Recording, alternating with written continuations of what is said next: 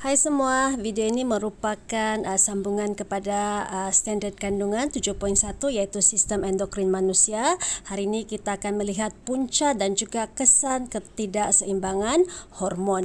Okay, jadi sebelum ini kita sudah melihat sistem endokrin manusia yang terdiri daripada kelenjar-kelenjar endokrin tanpa duktus iaitu pituitari, thyroid, pankreas, adrenal, testis pada lelaki dan juga ovari pada perempuan. Jadi pertama sekali kita lihat punca ketidakseimbangan hormon. Kekurangan atau kelebihan hormon yang dirembeskan oleh kelenjar endokrin ini menyebabkan ketidakseimbangan hormon. So perkara ini berlaku disebabkan oleh gaya hidup dan pemakanan yang tidak sihat. Jadi mungkin tidak bersenam, stres, pemakanan yang tidak seimbang dan sebagainya. Okay, selain daripada itu, ketidakseimbangan hormon boleh disebabkan oleh pendedahan kepada sinaran berbahaya, contohnya sinaran radioaktif dan juga pendedahan kepada bahan pencemar, termasuklah juga pesticide dan herbicide iaitu bahan kimia yang berbahaya. Jadi apakah kesan ketidakseimbangan hormon kepada kesihatan kita? Okay, jadi pertama sekali kita lihat kesan kekurangan hormon thyroxina iaitu hormon yang dirembeskan oleh kelenjar thyroid. Jadi kekurangannya akan menyebabkan kadar metabolisme menjadi rendah, seseorang itu tidak tahan sejuk, maxedema pada orang dewasa iaitu keadaan seseorang itu dia kurang tenaga dan cenderung menjadi gemuk.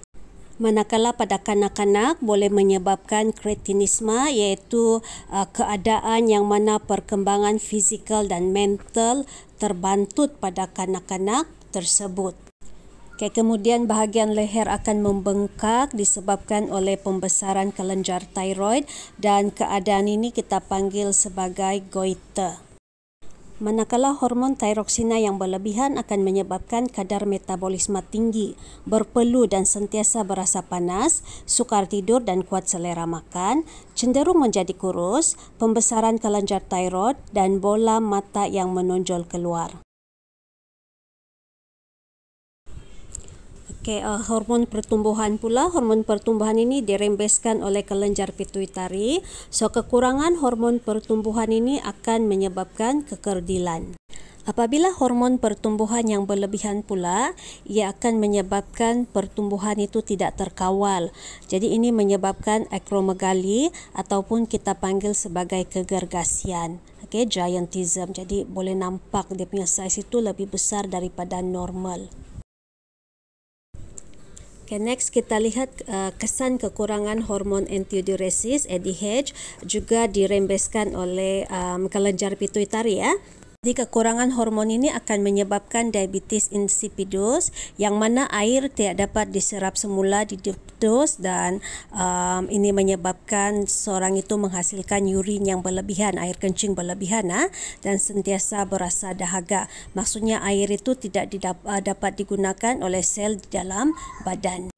Tetapi dalam keadaan yang berlebihan, seseorang itu akan mengalami sakit kepala dan juga pening. Okay, kekurangan hormon insulin pula. Hormon insulin ini dirembeskan oleh pankreas. Jadi kekurangannya akan menyebabkan diabetes mellitus ataupun penyakit kencing manis yang mana aras glukosa dalam darah itu meningkat kerana glukosa yang berlebihan tidak dapat ditukar menjadi glycogen. Tetapi dalam keadaan yang berlebihan pula, ia menyebabkan seseorang itu mengalami aras glukosa yang rendah dan keadaan ini kita panggil sebagai hypoglycemia. So yang ini boleh menyebabkan seorang itu koma dan membawa maut. Okay, kekurangan hormon testosteron yang dirembeskan oleh kelenjar testis menyebabkan seseorang itu lambat akil balik, seorang lelaki kemudian bilangan sperma yang rendah. Okay, jadi walaupun hormon testosteron ini dirembeskan oleh kelenjar testis, seorang perempuan turut mempunyai sedikit hormon ini. Dan sekiranya hormon testosteron itu berlebihan dalam seseorang wanita, sifat kelelakian itu akan lebih banyak. Okay, seterusnya kita lihat hormon estrogen yang dirembeskan oleh ovari. Jadi kekurangan hormon estrogen ini dia akan menyebabkan perkembangan ciri-ciri seks sekunder itu terjejas pada seseorang perempuan. Okey, jadi seperti hormon testosteron, hormon estrogen juga terdapat pada seseorang lelaki, dan apabila hormon ini berlebihan dalam seseorang lelaki, dia akan menyebabkan sifat keperempuanan itu ada pada lelaki tersebut.